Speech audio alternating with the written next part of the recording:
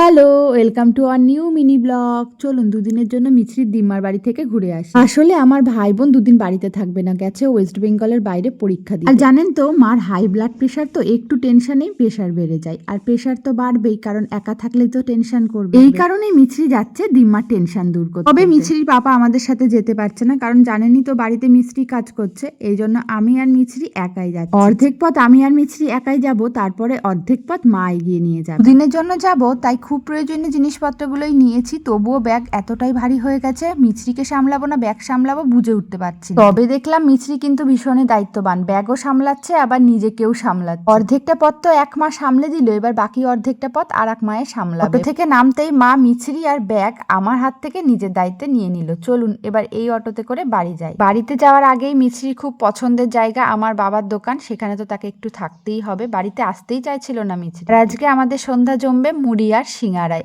আমরা আজকে 3 জেনারেশন মিলে মুড়ি সিঙ্গারা নিয়ে বসবো গল্প আড্ডায়। 3 জেনারেশনের ভিন্ন গল্প আড্ডা জমে গেল এক বাটি মুড়ি আর সিঙ্গারায়।